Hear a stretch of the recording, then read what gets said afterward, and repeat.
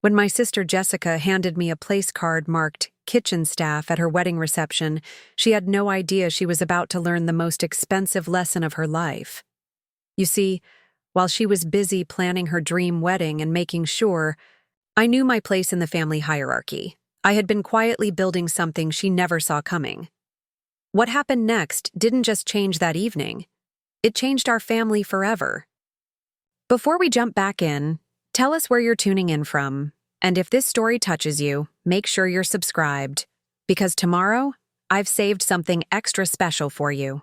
The invitation arrived on a sweltering Tuesday afternoon in Tidawaya, July, delivered by courier to my modest townhouse in East Austin. I recognized the thick, cream-colored envelope immediately. Jessica never did anything halfway. The gold embossing caught the Texas sun as I turned it over in my hands, already dreading what lay inside. "Garden Fresh Catering," I called out to my business partner Marcus, who was reviewing inventory in our small office space attached to the café.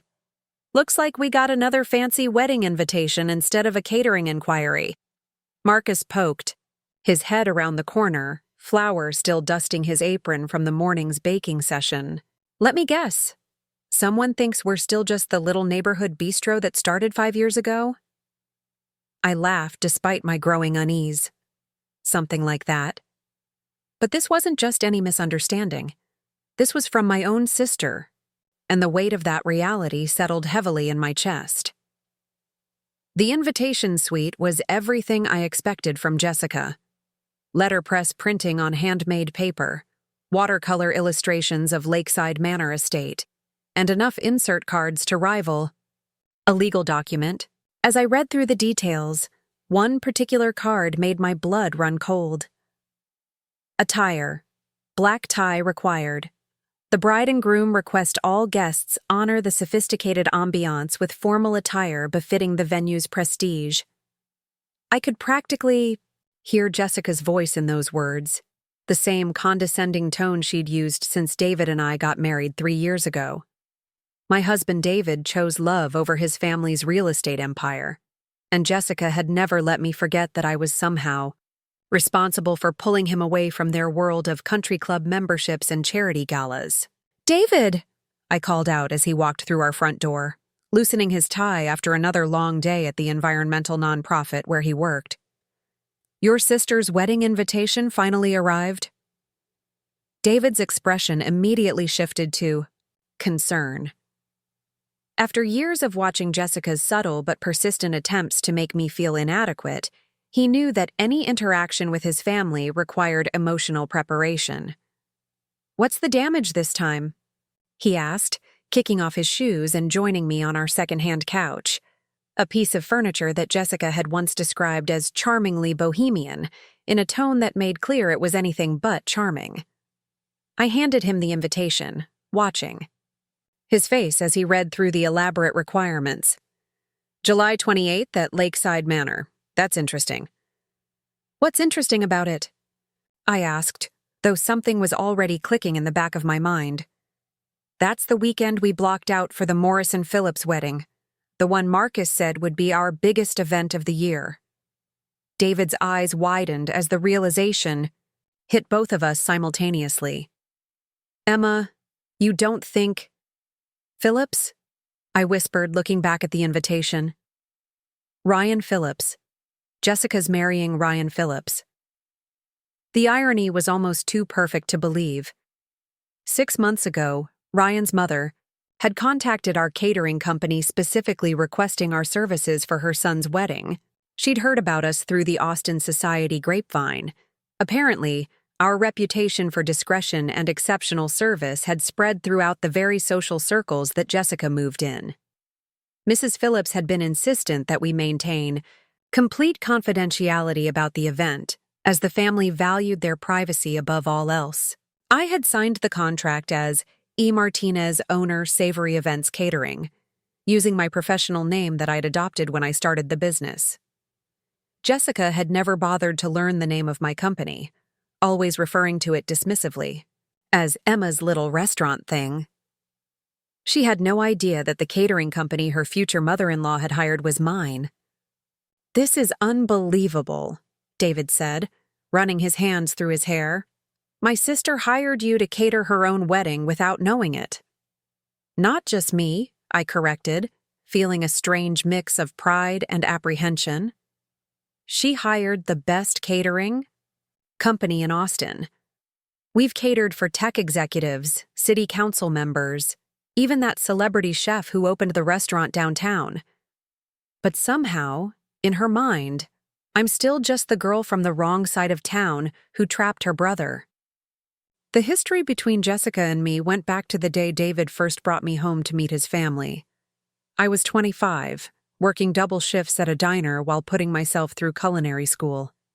Jessica was fresh out of SMU with a marketing degree she never intended to use, already engaged to her first fiancé, a relationship that lasted exactly as long as it took her to meet someone with a better trust fund. That first dinner at the family home in Westlake Hills had been a masterclass in passive aggression. Jessica had asked about my hobbies, assuming my culinary training was nothing more than a recreational interest.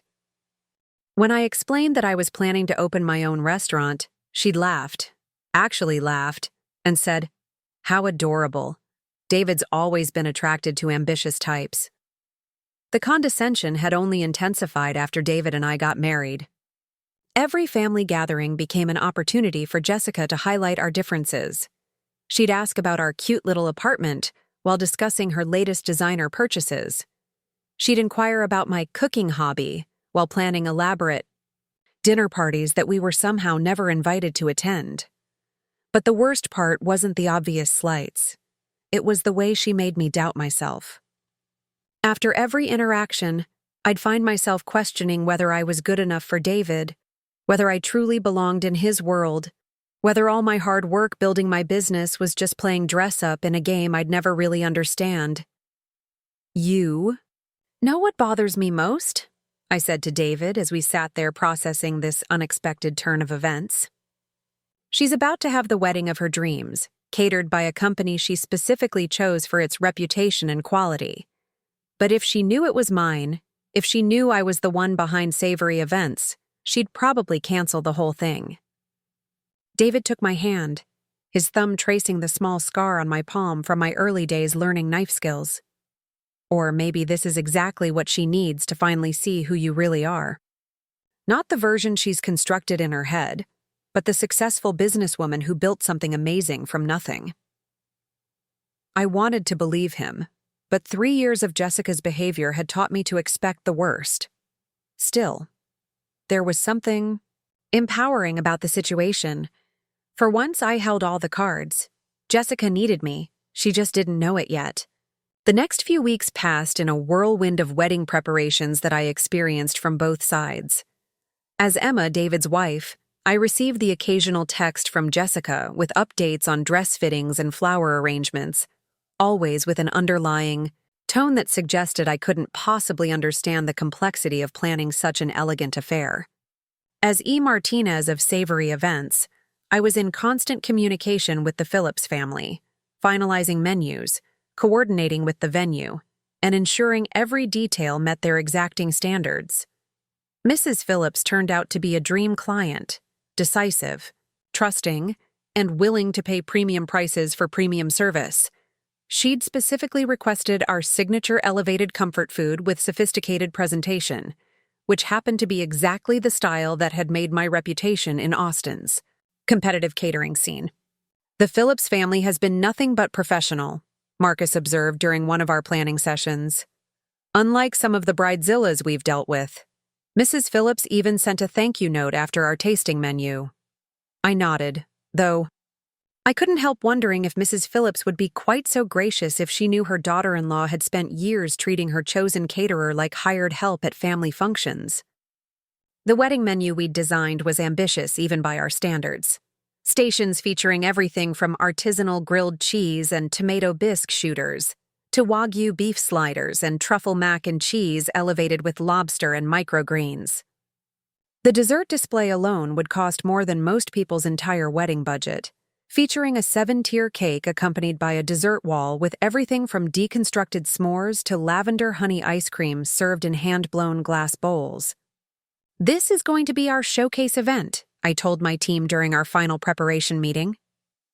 "Mrs. Phillips has already recommended us to 3 other families, and if this goes well, we'll be booked solid through next spring." What I didn't mention was the personal stakes involved. This wasn't just about business success.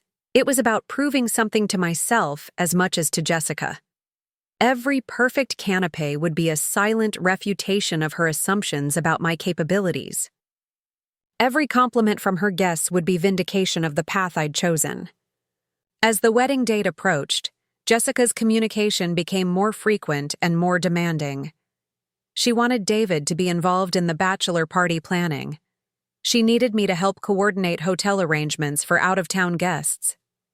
She expected us to attend not just the wedding, but the rehearsal dinner, the post-ceremony cocktail hour, and the after-party that would apparently continue until dawn. "I hope you have something appropriate to wear," she said during a phone call the week before the wedding. "I know formal events aren't really your thing, but this is going to be photographed for Austin Lifestyle magazine, and appearance is important." The comment stung, as it was intended to. I had been attending formal events my entire professional life: client dinners, industry awards ceremonies, charity fundraisers where my company donated services. I owned elegant dresses, knew which fork to use for which course, and could hold my own in conversation with Austin's social elite. But, to Jessica, I would always be the girl who once spilled salsa on her white pants at a family barbecue.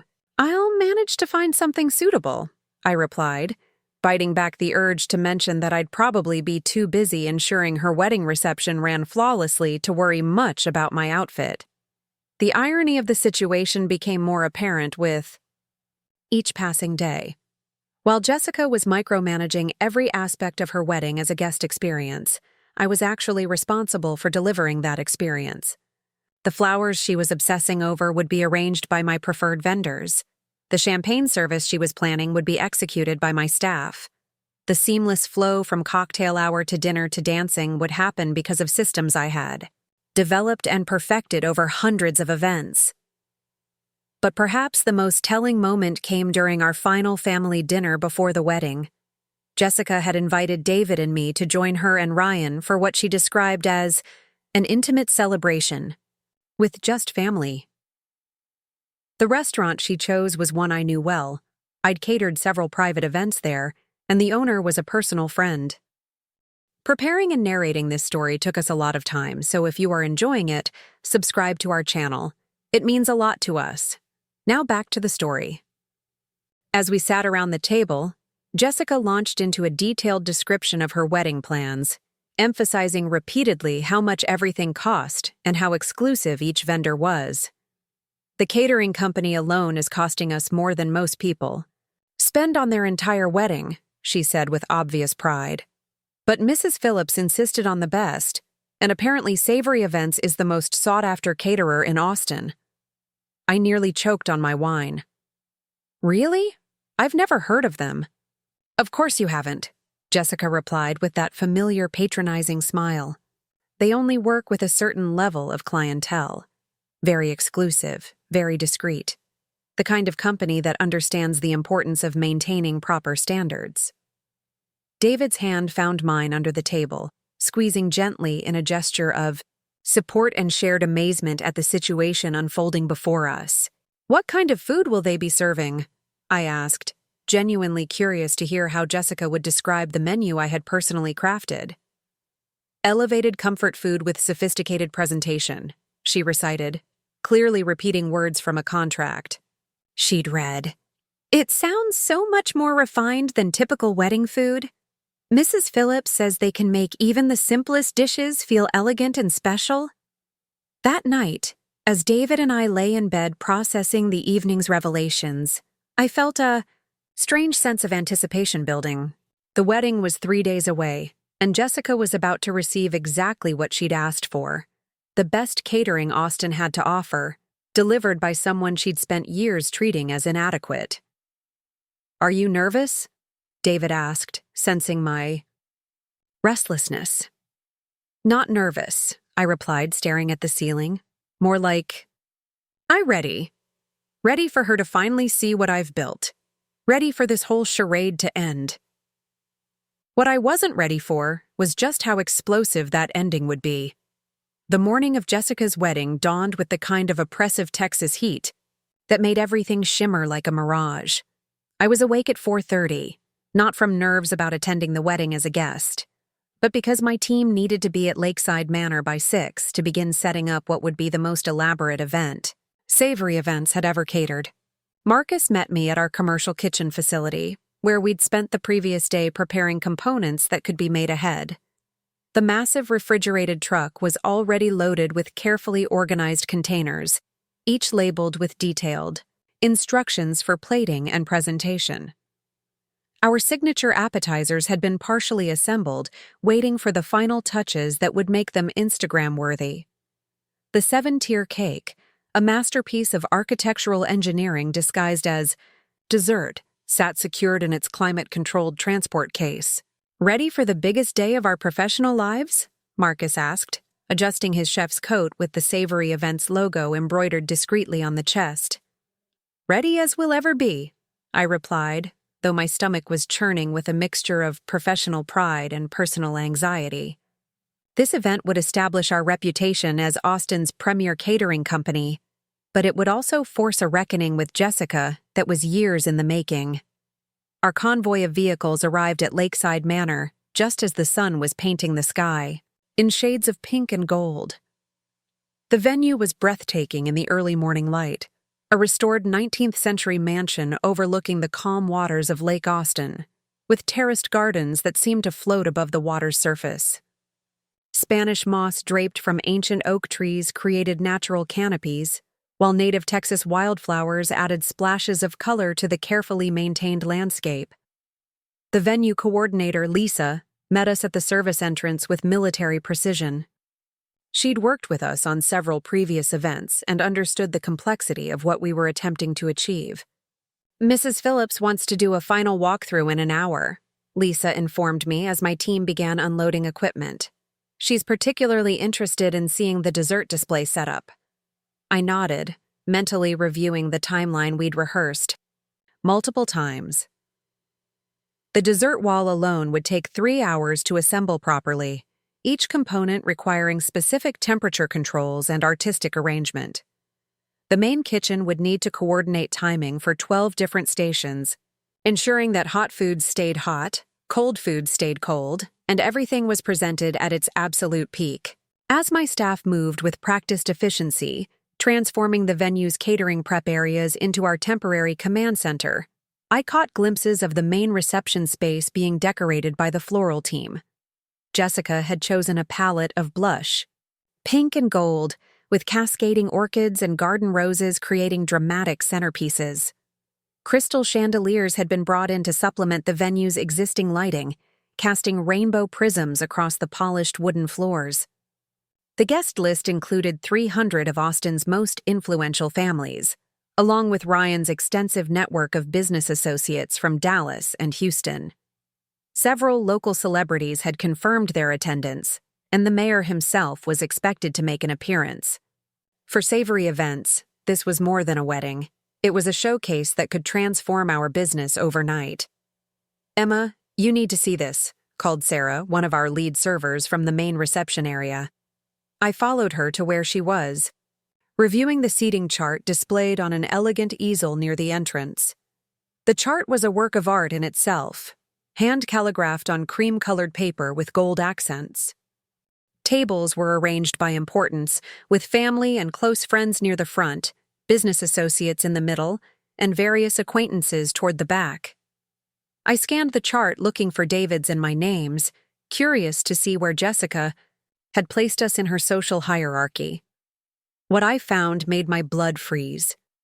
There, at the very bottom of the chart, was a table labeled Event Staff and Vendors. Listed among the wedding planner, photographer, and venue coordinator were 2 names that made my heart skip: David Martinez and Emma Martinez, kitchen staff. Sarah noticed my expression immediately. "Boss, what's wrong? You look like you've seen a ghost." I couldn't speak for a moment, staring at those words in Jessica's elegant calligraphy. Kitchen staff. Not sister-in-law. Not family. Kitchen staff. The implications hit me like a physical blow. Jessica hadn't just relegated me to a lesser table. She had literally categorized me as hired help at her wedding. In front of 300 guests, including business associates and potential clients, I would be seated as staff rather than family. The professional reputation I had spent years building could be damaged by this single, deliberate act of humiliation. "Sarah, I need you to take over setup for the next hour," I managed to say, my voice surprisingly steady. "Make sure the ice sculptures are positioned correctly, and don't let anyone touch the cake until I get back." I walked outside to the venue's parking area, needing air and space to process what I had discovered. My phone buzzed with a text from David. "Running late from the bachelor party cleanup. Ryan's friends really went overboard last night. See you at the ceremony." David had no idea what awaited us. He was probably choosing between ties, worried about whether his suit was formal enough for Jessica's standards, completely unaware that his wife had been classified as kitchen help at his sister's wedding. The parking lot was filling with luxury. Vehicles as vendors arrived for final preparations. Florists carried elaborate arrangements toward the ceremony space, while musicians tested sound equipment on the outdoor stage where dancing would continue late into the evening. Everyone moved with purpose, focused on creating perfection for Jessica's special day. I thought about all the weddings I had catered, all the families who had trusted me with their most important celebrations. Many of those clients had become personal friends, appreciating not just my culinary skills but my ability to understand their vision and execute it flawlessly. I had built relationships with Austin's most prominent families based on respect, professionalism, and genuine care for their events. But my own sister-in-law saw me only as kitchen staff. My phone rang, interrupting my spiraling thoughts. The caller ID showed Mrs. Phillips, and I immediately shifted into professional mode. "Good morning, Mrs. Phillips. How can I help you?" "Emma, dear, I wanted to check on the timeline for this afternoon. Ryan's grandmother will need to be seated early due to her mobility issues, and I want to make sure we accommodate her needs during the cocktail service." Mrs. Phillips had been nothing but gracious throughout our months of planning. She trusted my judgment, valued my input, and treated me as the professional I was. The contrast with Jessica's treatment was striking. "Absolutely.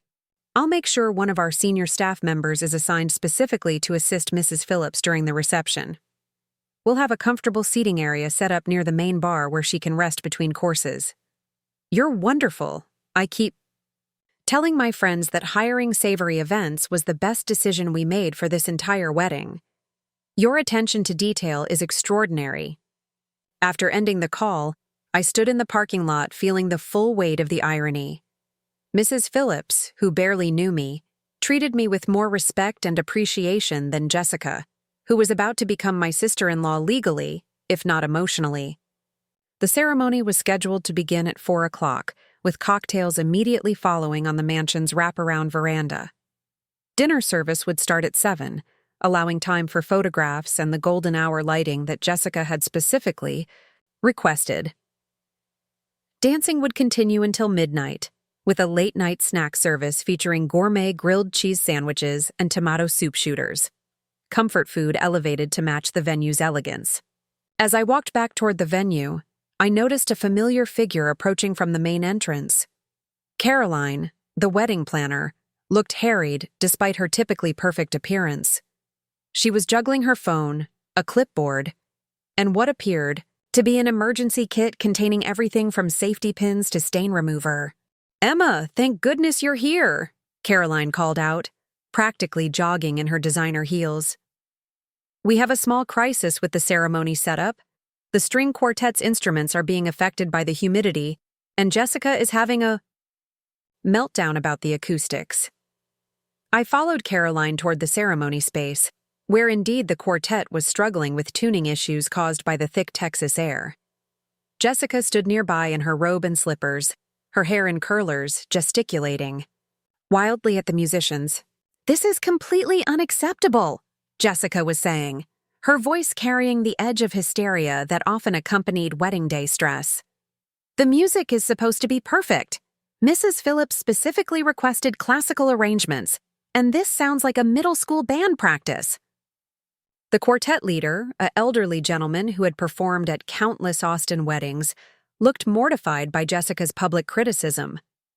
I could see him glancing around nervously, clearly uncomfortable with being berated in front of other vendors. Without thinking, I stepped forward. "Jessica, the humidity affects all string instruments. It's completely normal for Texas summers. The musicians just need a few minutes in the air-conditioned space to let their instruments acclimate."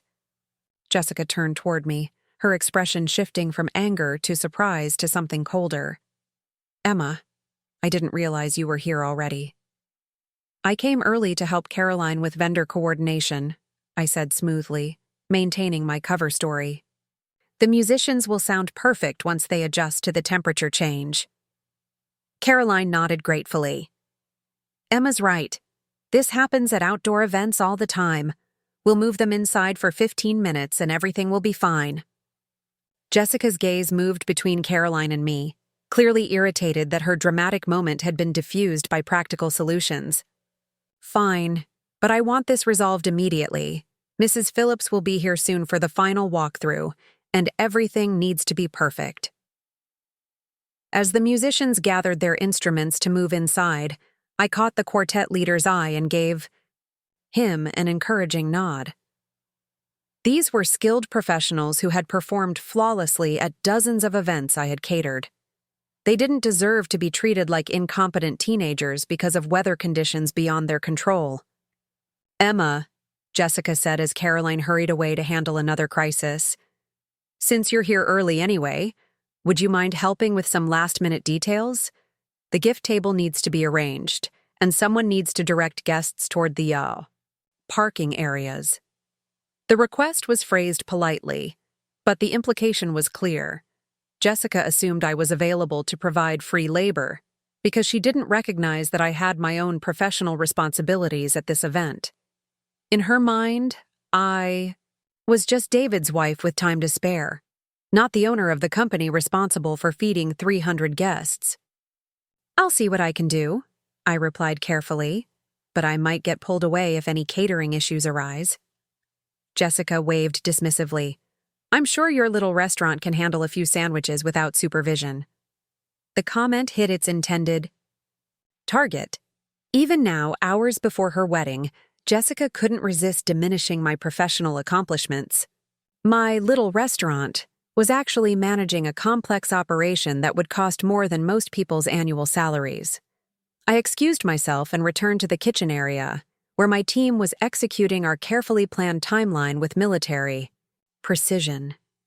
The cold appetizer stations were being arranged with artistic flair, each canapé positioned to create visual impact while maintaining proper food safety temperatures.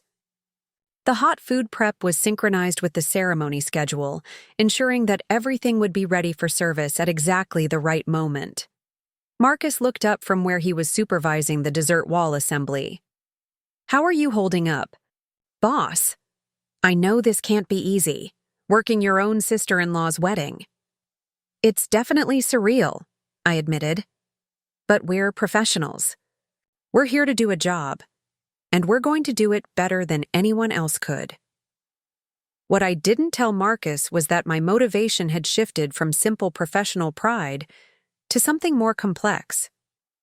I wanted this event to be flawless, not just for the Phillips family, but as proof of what Jessica had consistently failed to see.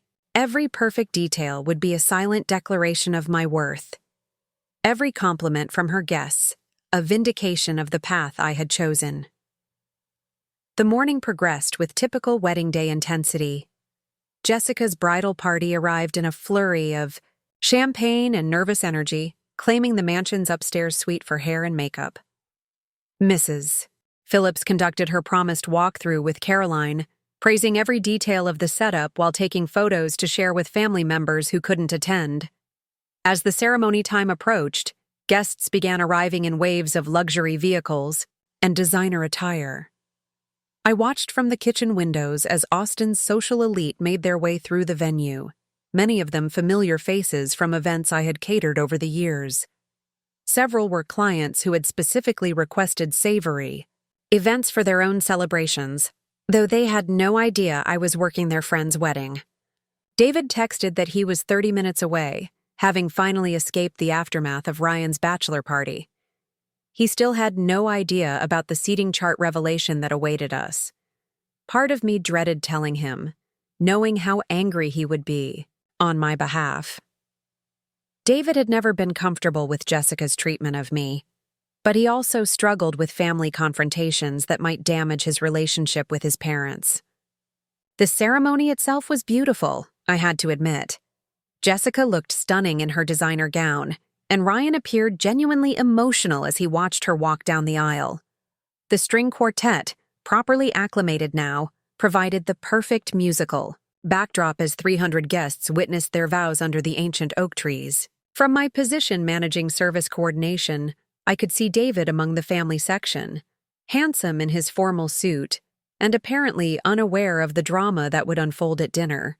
He caught my eye once and smiled, probably assuming I was just observing the ceremony during a break in my catering duties. As the newlyweds recessed down the aisle to thunderous applause, my team smoothly transitioned into cocktail service mode.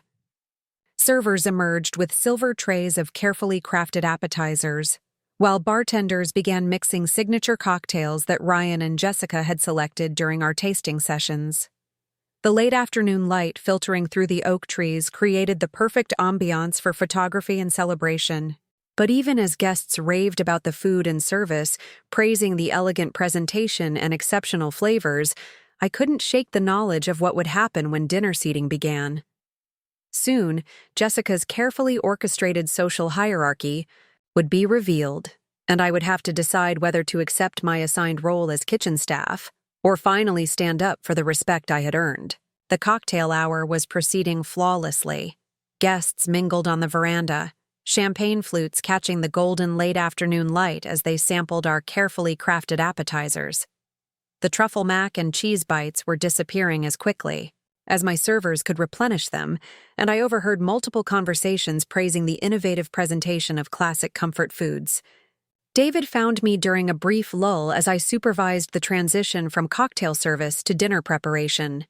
He looked relaxed and happy, having enjoyed catching up with family members he rarely saw. His tie was slightly loosened, and there was a warmth in his eyes that told me he'd had just enough champagne to feel celebratory.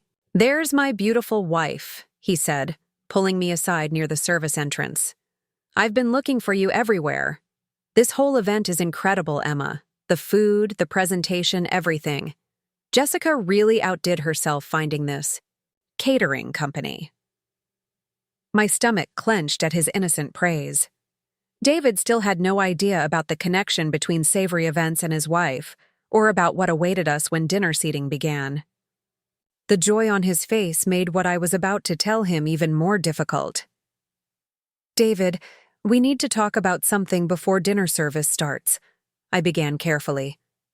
"There's been a development with the seating arrangements." His expression shifted to concern. What kind of development?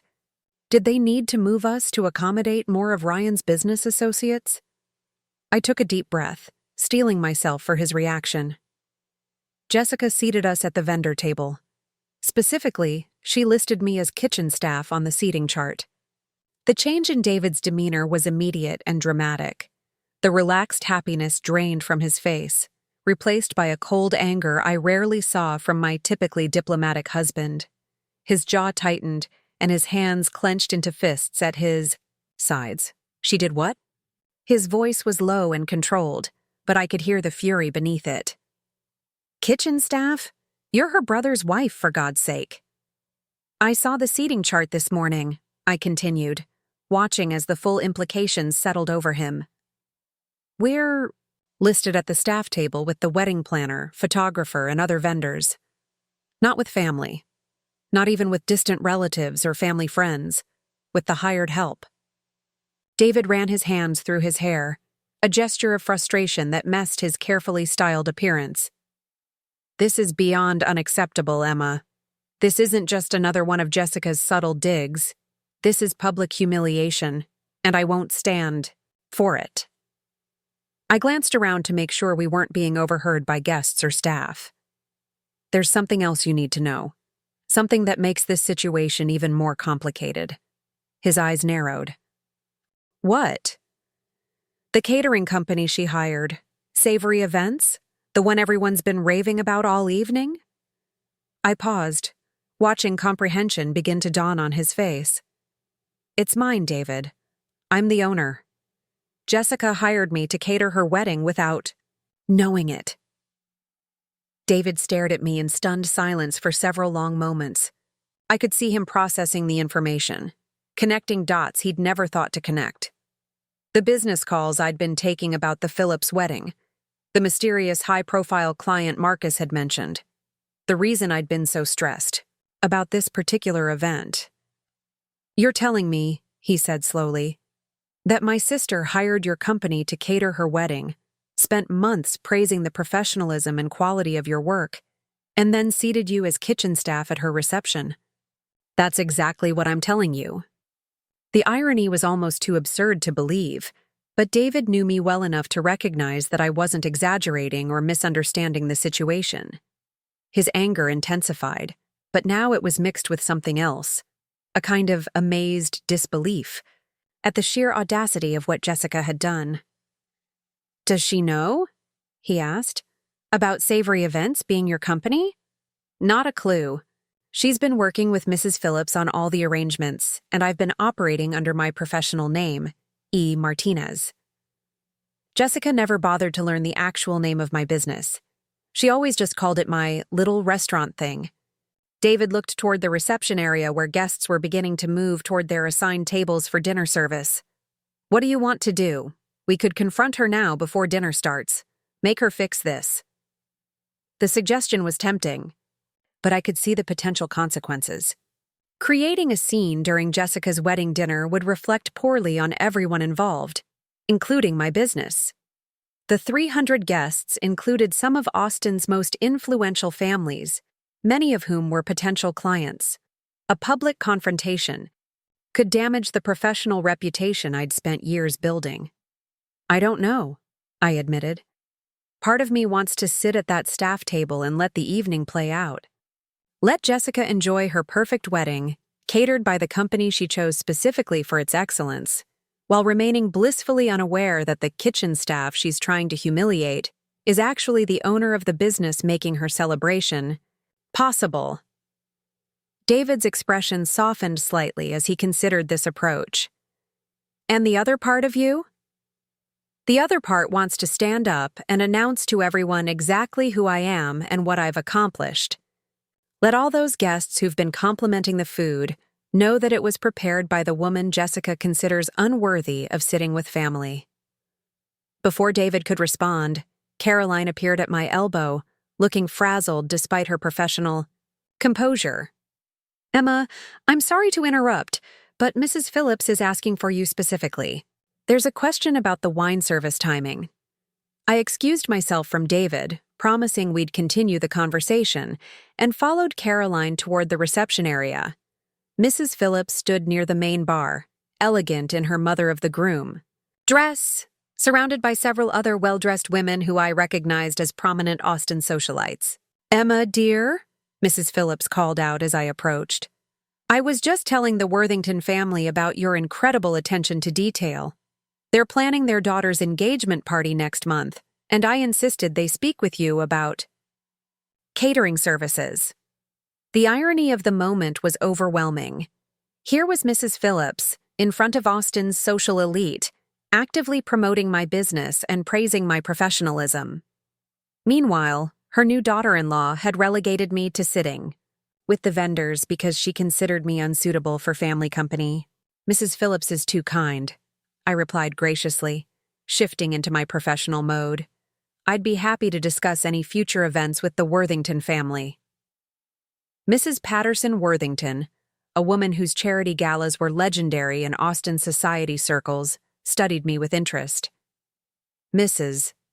Phillips has been raving about savory events for months. She says you've exceeded every expectation for tonight's celebration. We've tried to create something special for Jessica and Ryan, I said diplomatically. Mrs. Phillips has been wonderful to work with. As the women continued discussing potential future events, I noticed Jessica approaching our group. She looked radiant in her wedding gown, glowing with the happiness of her special day, and clearly enjoying being the center of attention. Her smile faltered slightly when she saw me engaged in conversation with her new mother-in-law and several prominent guests. Mrs. Phillips, Jessica said, joining our circle with practiced social grace, I see you've met Emma. She's David's wife. The introduction was clearly intended to put me in my place, identify me as a family member rather than a professional, diminish my role in the conversation. But Mrs. Phillips's response was not what Jessica expected. "Oh, how wonderful!" Mrs. Phillips exclaimed. "You must be so proud of Emma's business, Jessica. Savory Events is absolutely exceptional. Emma has created something truly special here in Austin." Jessica's smile became fixed and artificial. "I'm sorry, I think there might be some confusion. Emma runs a small restaurant, not a catering company." Mrs. Phillips looked puzzled, glancing between Jessica and me. "But dear, Emma is the owner of Savory Events. She's been planning tonight's entire reception. Surely you knew that your sister-in-law was catering your wedding." The color drained from Jessica's face as the information hit her. I watched her process the implications, understanding dawning in her eyes like a slow-motion car crash. Her gaze moved from Mrs. Phillips to me, searching. My expression for confirmation of what she was hearing. "Emma owns Savory Events?" she asked weakly. Mrs. Phillips continued, oblivious to the undercurrents of family drama she had just unleashed. "She's been absolutely wonderful to work with, so professional, so creative. Ryan and I specifically chose her company because of their reputation for excellence. We've been telling everyone how lucky we feel to have found such a talented caterer right here in Austin." Jessica's mouth opened and closed several times without producing sound. The women around us began to sense tension, though they couldn't understand its source. Mrs. Worthington looked between Jessica and me with growing curiosity, clearly realizing there was more to this story than simple family connections. "I should check on the dinner service timing," I said smoothly, offering Jessica an escape from the increasingly uncomfortable conversation. "Mrs. Phillips, everything will be ready in about 10 minutes. As I turned to leave, I heard Jessica excuse herself from the group, her voice tight with barely controlled emotion. Within moments, she was following me toward the service area, her wedding gown rustling with the speed of her movement. "Emma, wait!" she called out once we were away from the guests. "We need to talk. Now." I turned to face her, taking in her flushed cheeks and the mixture of shock and anger in her eyes. This was the moment I had been unconsciously preparing for since discovering the seating arrangements that morning. The confrontation that would finally bring years of subtle hostility into the open. "What exactly do you want to talk about, Jessica?" "You've been lying to me," she accused, her voice rising despite our proximity to guests and staff. "All this time, you've been pretending to run some little café while actually owning a major catering company. Why didn't you tell me?" The accusation was so fundamentally backwards that I almost laughed.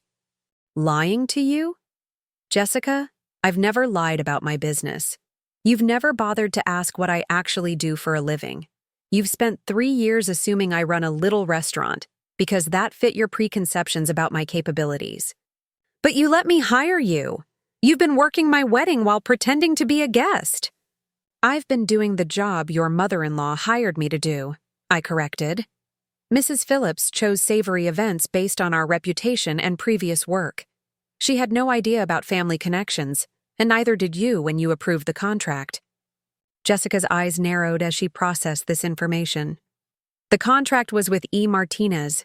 You deliberately hid your identity." "I use my professional name for business contracts. It's perfectly standard practice. The fact that you never connected E. Martinez with Emma Martinez says more about your assumptions than my honesty. Other guests were beginning to move toward the dining area, and I could see members of my staff preparing for dinner service. This conversation needed to conclude quickly before it affected the professional operation I was responsible for managing. Look, Jessica, we can discuss this after your reception. Right now, I have 300 guests to feed, and you have a wedding to enjoy. Let's both focus on that. But Jessica wasn't finished. The shock of discovery was being replaced by anger, and her voice carried the sharp edge of someone who felt they'd been made to look foolish. You've made me look like an idiot in front of Mrs. Phillips and her friends. They think I didn't know who was catering my own wedding. You didn't know, I pointed out. And that's not my fault. It is your fault. You should have told me when Mrs. Phillips hired your company. You should have disclosed the family connection. The conversation was attracting attention from nearby staff and guests. I could see Caroline hovering nervously, clearly wanting to intervene but unsure how to handle family drama during a client's wedding reception. Jessica, I'm going to make sure your dinner service runs perfectly, I said firmly. We can have this conversation tomorrow when we're not surrounded by your wedding guests and my staff. Right now, let's both be professionals. Professionals? Jessica's voice rose another notch. You want to talk about being professional? Professional caterers don't lie about who they are. Professional family members don't deceive their relatives. The hypocrisy of her complaint was staggering, but before I could respond, David appeared at my side. He had clearly been watching our interaction from a distance and decided to intervene before it escalated further. Jessica, he said calmly, but firmly, this conversation needs to stop. Now. You have guests waiting for dinner, and Emma has a job to do. Jessica turned her anger toward her brother. Did you know about this? Did you know she was catering my wedding? I found out this morning, David replied honestly. But that doesn't change anything. Emma runs a successful business that you specifically chose for your wedding. You should be proud of what she's accomplished, not angry about it. Proud? Jessica's laugh was bitter and sharp. She's been making a fool of me for months, letting me plan my wedding while secretly controlling every detail of the reception. She's been doing the job you hired her to do, David said, his patience clearly wearing thin. The job you praised repeatedly when you thought it was being done by someone else. The circular nature of the argument was becoming obvious even to Jessica, but her anger had momentum now that couldn't be easily stopped. She looked between David and me, her wedding day joy completely overshadowed by the shock of her discovery. This changes everything, she said finally. I can't enjoy my reception knowing that you've been deceiving me this whole time. It was the opening I had been waiting for, the moment when Jessica's own words created the perfect opportunity for the response that had been building inside me for hours.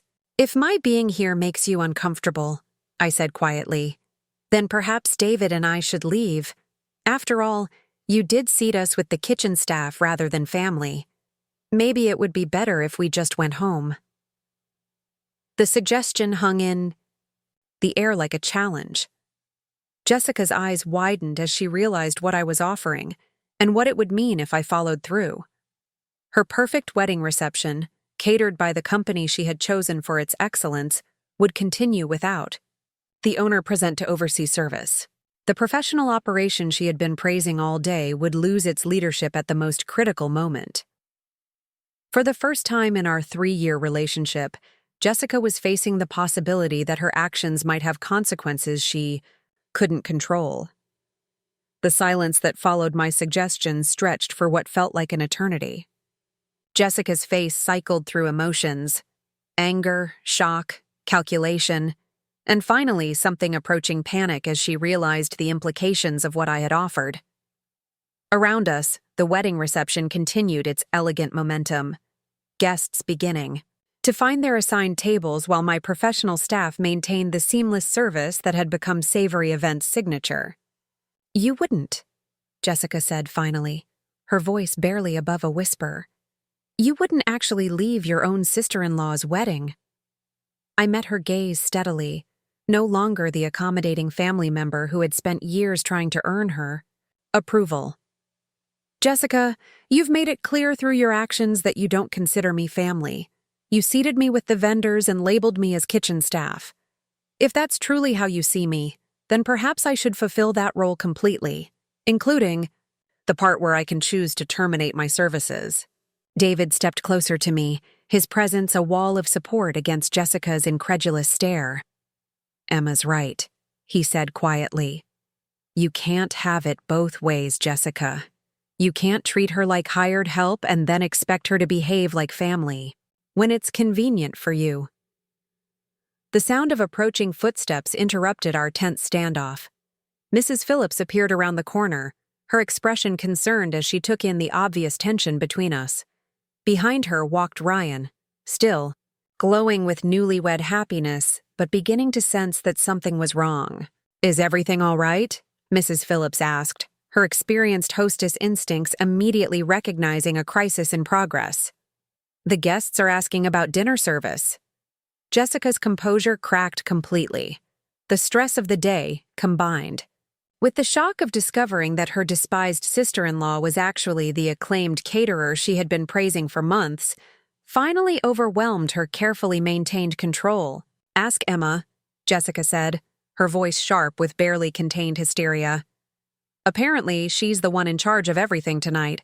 She's been running my wedding while pretending to be a guest, and now she's threatening to abandon the reception because we had a little disagreement about seating arrangements. Mrs. Phillips looked confused, glancing between Jessica and me with growing concern. Ryan moved to his new wife's side, clearly trying to understand the source of her distress. Jessica, honey, what's wrong? Ryan asked gently.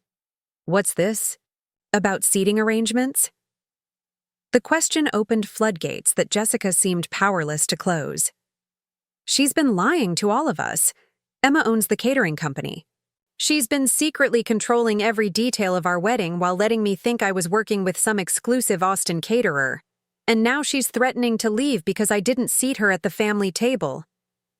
Ryan's eyes widened as he processed this information. Unlike his wife, his reaction wasn't anger but amazement tinged with something that looked like admiration. Wait, Emma owns Savory Events?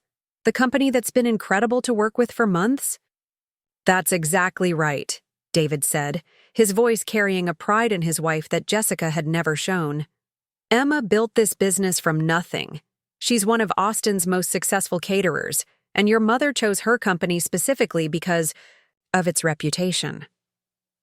Mrs. Phillips' confusion was giving way to understanding, and her expression shifted from concern to something approaching disappointment as she looked at Jessica.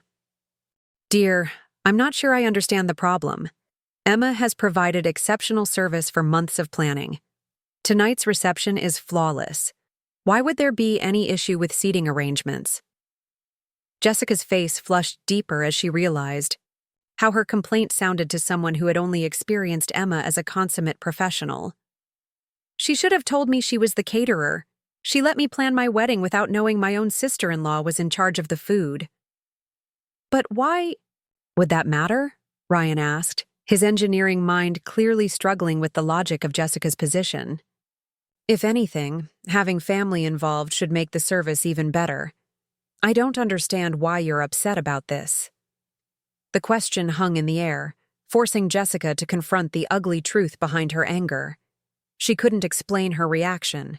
Without revealing the years of condescension, the deliberate efforts to make me feel inferior, the fundamental disrespect that had led to my being seated as kitchen staff at her wedding. To outsiders, her behavior looked petty and unreasonable because it was petty and unreasonable. It's about transparency, Jessica said weakly, grasping for justification that would make her position seem rational. It's about honesty in family, relationships. Mrs. Phillips' expression grew cooler as she began to understand the subtext of the situation.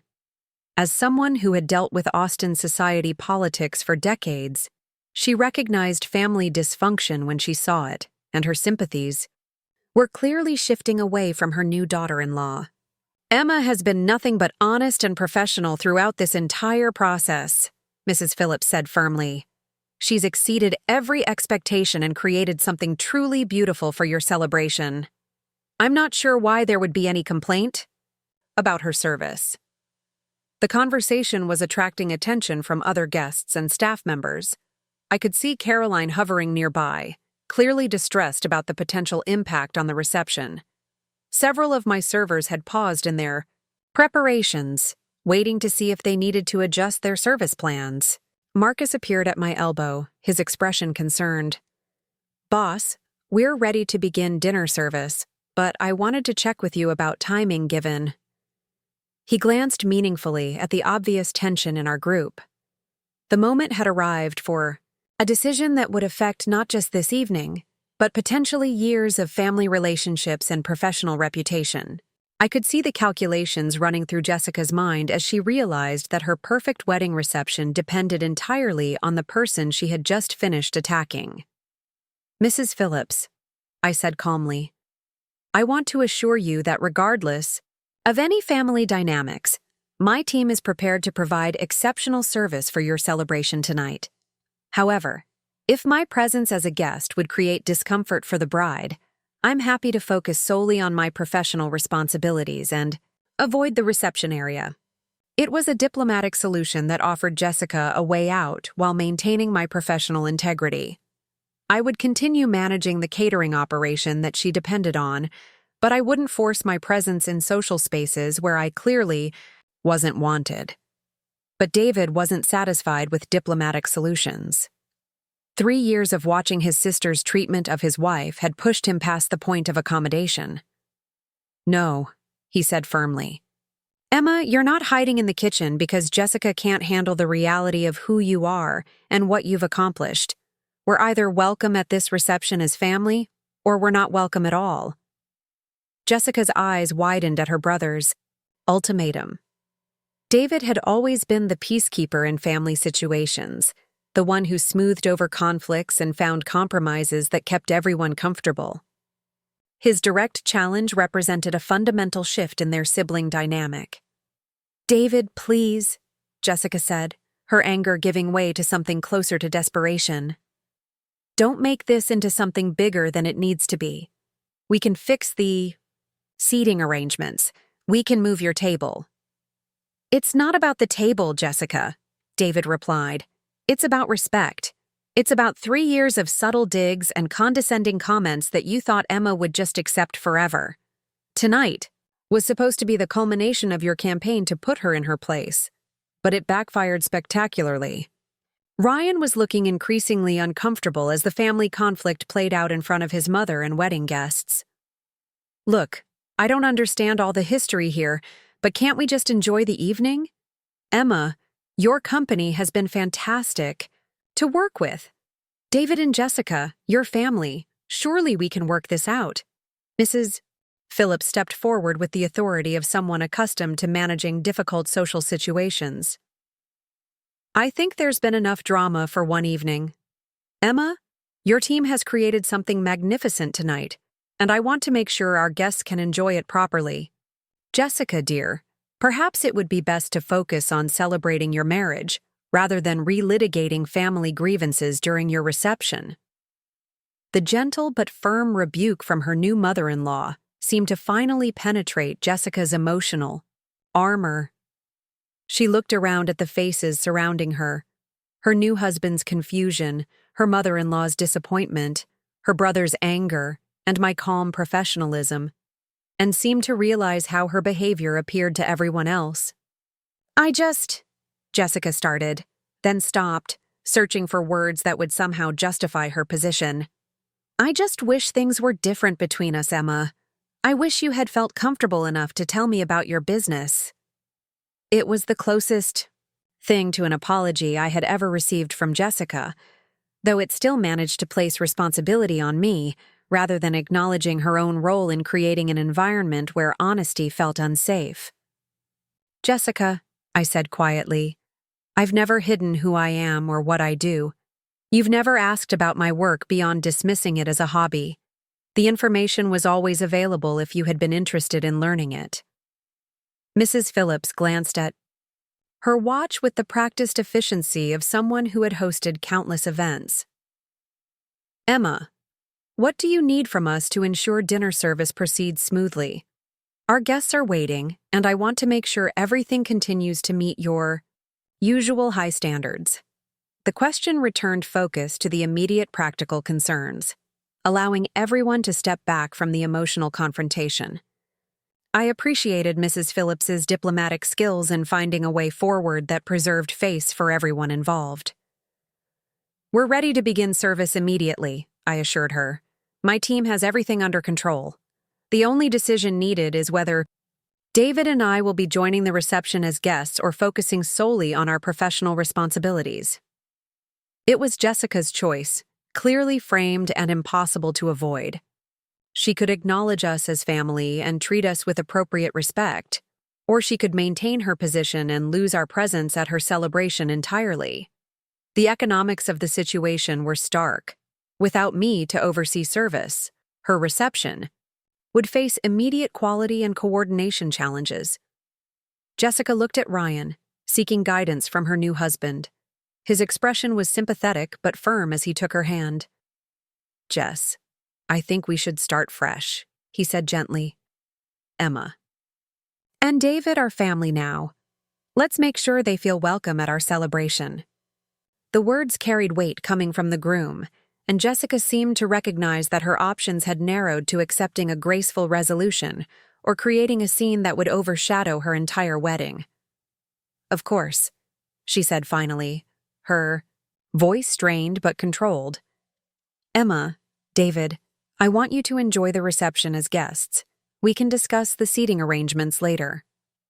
It wasn't exactly an apology, but it was acknowledgement that the current situation was unacceptable. David squeezed my hand, leaving the final decision to me. I could graciously accept Jessica's face-saving compromise, or I could press for the full recognition that years of treatment demanded. Looking around at the group, Mrs. Phillips's hopeful expression, Ryan's obvious desire for family harmony, David's supportive presence, and Jessica's barely concealed anxiety, I made my choice. Thank you, Jessica. David and I appreciate being included as family. I turned to Mrs. Phillips. We should let my team begin dinner service.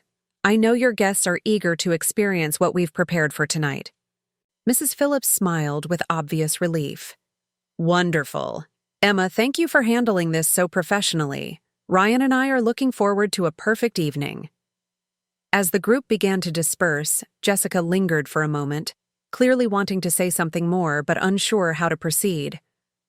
The anger had drained out of her, replaced by what looked like genuine uncertainty about how to navigate this new understanding of who I was and what I had accomplished. Emma, she said quietly, the reception really is beautiful. Everything looks perfect.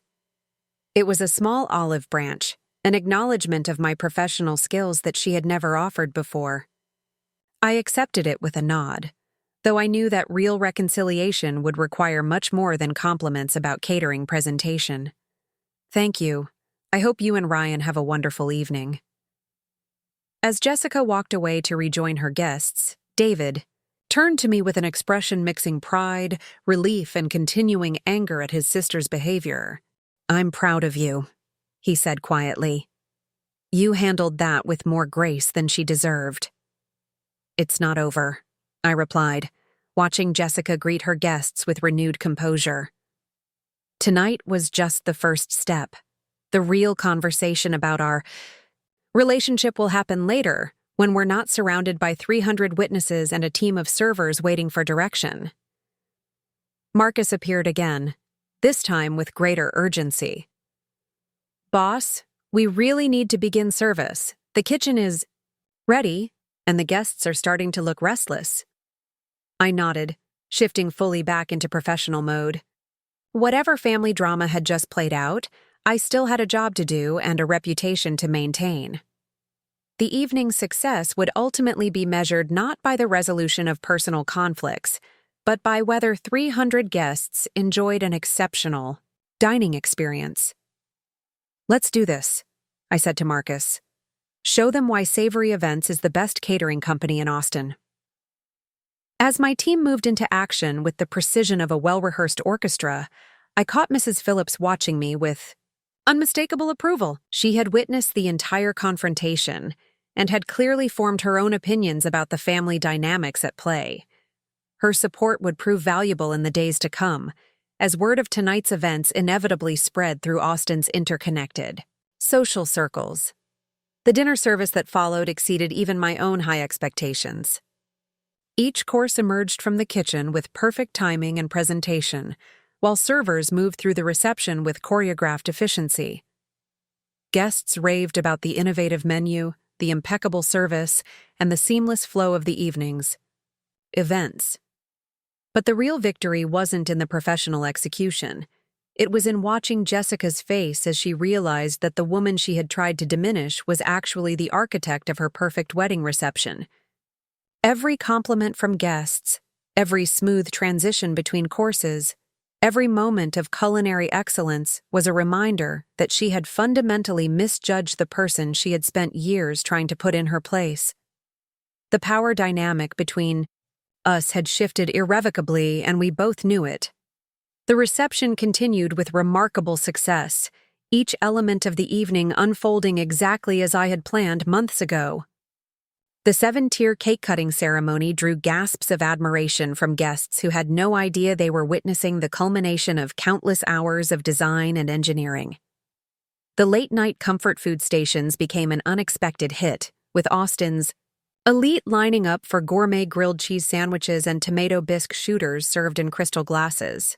Throughout the evening, I moved seamlessly between my dual roles as guest and business owner, accepting congratulations from family friends while discreetly coordinating with my staff to ensure flawless execution.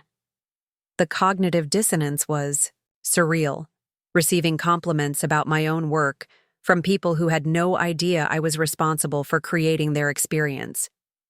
David stayed close to my side, still processing the evening's revelations and their implications for our family relationships.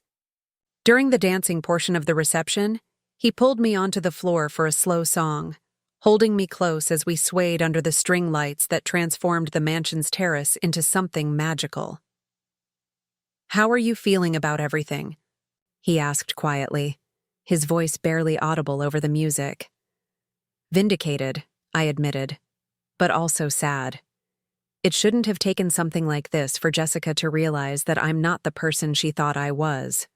David nodded, his jaw still tight with residual anger at his sister's behavior. "She's going to have to deal with the consequences of tonight for a long time. Word travels fast in Austin's social circles, and people will remember how she treated you."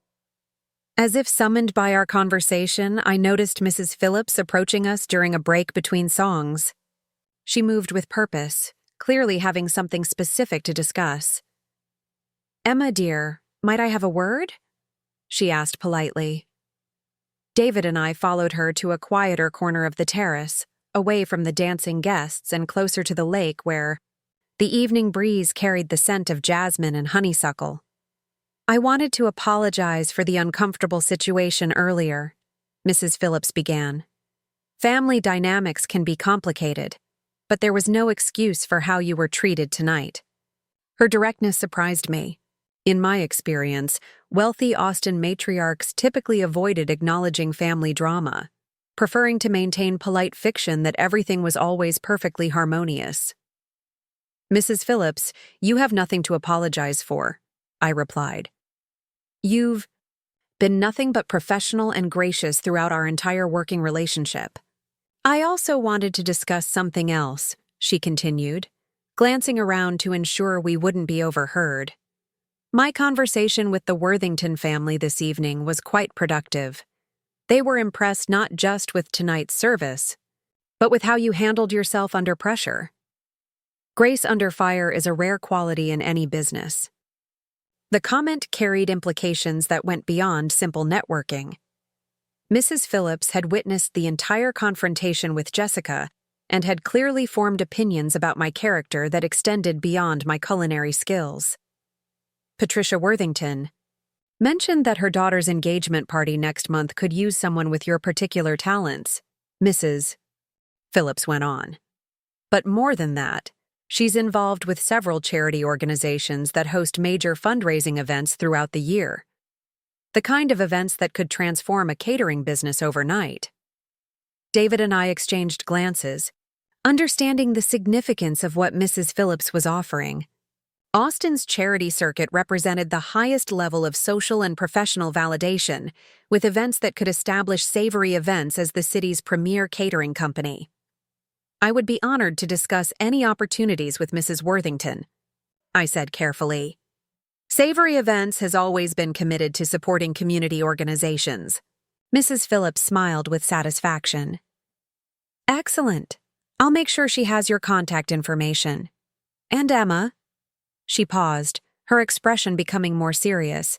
I hope tonight's events haven't soured you on working with the Phillips family in the future.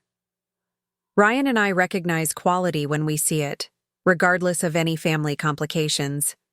The statement was a clear signal that Mrs. Phillips intended to maintain our professional relationship despite Jessica's behavior. In Austin's interconnected social world, having the Phillips family's continued endorsement would be invaluable for my business. As Mrs. Phillips excused herself to return to her hosting duties, David and I stood by the lake watching the lights from the reception reflect on the dark water. The evening had transformed from potential humiliation into unexpected triumph, but the emotional weight of the confrontation was beginning to settle over me. I keep thinking about what Jessica said, I told David, about wishing things were different between us. Do you think she meant it? David considered the question seriously, his expression thoughtful in the soft lighting. I think Jessica is beginning to realize that her assumptions about you were wrong. Whether that translates into genuine change in how she treats you remains to be seen. Our conversation was interrupted by the approach of Ryan, who had clearly been looking for us. The new groom appeared relaxed despite the evening's drama, though I could see traces of concern in his expression. Emma, David, I wanted to thank you both for how you handled things tonight, he said as he joined us by the lake. I know this situation was awkward for everyone involved. Congratulations on your marriage, Ryan, I replied diplomatically. I hope you and Jessica have a wonderful honeymoon. Ryan smiled, but then his expression grew more serious. Actually, I wanted to talk to you about something else. Jessica and I have been discussing the evening's events, and we both realize that we owe you a significant apology. The statement surprised me. Ryan had seemed genuinely confused by Jessica's behavior during our confrontation, but I hadn't expected him to address the situation so directly. Jessica is struggling with some difficult realizations tonight, Ryan continued. She's beginning to understand that her perceptions of you were based on assumptions rather than reality. That's not easy for anyone to face, especially on their wedding day. David's expression remained skeptical. It's generous of you to make excuses for her, Ryan, but Jessica's behavior tonight wasn't an isolated incident. She's been treating Emma poorly for 3 years. Ryan nodded acknowledgement of David's point. You're right, and that's something Jessica and I will need to address moving forward. But I wanted you both to know that tonight has been a wake-up call for her. Seeing how professionally you handled everything, Emma, while she was creating drama at her own wedding, was sobering. The conversation felt surreal, discussing Jessica's emotional journey with her new husband while the reception she had nearly sabotaged continued successfully around us. But Ryan's sincerity was evident, and his willingness to address the situation directly suggested that marriage to him might actually help Jessica develop better perspective. I appreciate you saying that, Ryan, I said finally. Change isn't easy for anyone, but I hope Jessica and I can find a way to build a better relationship moving forward. As Ryan returned to his wedding reception, David and I remained by the lake for several more minutes, processing the evening's unexpected turns. The confrontation I had been dreading for hours had actually resulted in professional vindication and the possibility of improved family relationships. The remainder of the reception passed smoothly, with guests continuing to rave about every aspect of the evening. The dancing continued past midnight, with the last group of revelers finally departing around 1:30 in the morning. My team worked with characteristic efficiency to break down equipment and restore the venue to its original condition, a process that would continue until dawn. As the final guests said their goodbyes, Jessica approached me one last time. She looked exhausted, but somehow lighter, as if the evening's confrontation had released pressure she hadn't realized she'd been carrying. "Emma," she said quietly, "I know I owe you a real apology. Not just for tonight, but for the past 3 years. I let my own insecurities and assumptions cloud my judgment about who you are and what you've accomplished." The admission was more honest than anything Jessica had ever shared with me. Her wedding day had stripped away the careful social positioning that typically characterized our interactions, leaving room for something approaching authenticity. "Jessica, I appreciate you saying that," I replied. "I've never wanted conflict between us. I've only wanted to be accepted as part of the family." "You are part of the family," she said, and for the first time, the words seemed genuine rather than obligatory. "I'm sorry it took me so long to see that clearly." We hugged briefly, an awkward but meaningful gesture that felt like the beginning of something new rather than the resolution of something old. Change would take time, but the foundation for rebuilding our relationship had finally been established. As David and I drove home through the quiet Austin streets, both of us exhausted but oddly exhilarated, I reflected on the evening's lessons. Standing up for myself had required risking everything: my professional reputation, family relationships, and years of careful diplomacy. But the alternative, continuing to accept disrespect in the name of keeping peace, had become impossible. "Do you regret anything about tonight?" David asked as we pulled into our driveway. "Not regret, exactly," I said thoughtfully. "But I keep wondering if there was a way to achieve the same result without the drama, without putting Jessica through such a public realization of her mistakes." David turned off the engine and faced me in the dim light of our front porch. "Emma, you tried diplomacy for 3 years. You tried accommodation, patience, and professional achievement. None of that worked because Jessica wasn't ready to see you clearly. Sometimes people need dramatic wake-up calls to break through their own stubborn assumptions." His words made sense, but I still felt conflicted about the evening's confrontation. Winning hadn't felt as satisfying as I had expected. Instead, it felt like the necessary first step toward building something better. The following weeks brought remarkable changes to both my professional and personal life.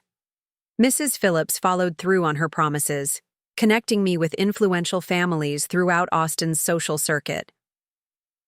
The Worthington engagement party led to 3 additional bookings, including a high-profile charity gala that would cement Savory Events' reputation as the city's premier catering company.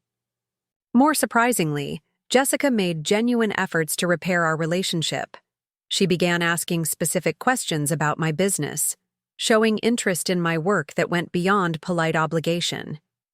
She recommended Savory Events to several of her friends, something I had never expected her to do voluntarily.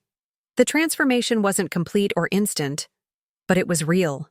Jessica's wedding day revelation had forced her to confront assumptions she had held for years, and the process of rebuilding her understanding of me required ongoing effort from both of us.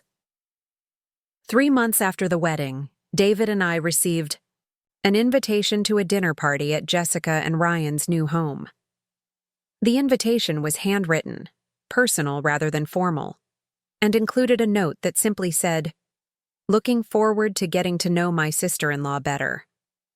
As I prepared for that dinner party, choosing an outfit and wondering what conversations awaited us, I reflected on the journey that had brought us to this point. The wedding reception that was supposed to be my humiliation had instead become the catalyst for transformation, not just for Jessica, but for my own understanding of self-worth and family dynamics. Standing up for myself had required courage I hadn't known I possessed, but it had also opened possibilities that years of accommodation never could have achieved. Sometimes the greatest act of love for family is refusing to accept less than you deserve, even when that refusal creates temporary conflict. The seating chart that had sparked everything was long forgotten, but its lesson remained clear. I would never again allow anyone, family or otherwise, to diminish my worth or deny my accomplishments. The kitchen staff designation had been Jessica's attempt to put me in my place, but it had ultimately helped me find my voice. That voice would serve me well in the years to come, as Savory Events grew into one of Austin's most successful catering companies, and as Jessica and I slowly built the kind of relationship we both should have wanted from the beginning. The wedding that was supposed to end in humiliation had instead marked the beginning of something much more valuable: mutual respect between two strong women who had finally learned to see each other clearly. Up next, you've got two more stand out stories right on your screen. If this one hit the mark, you won't want to pass these up. Just click and check them out.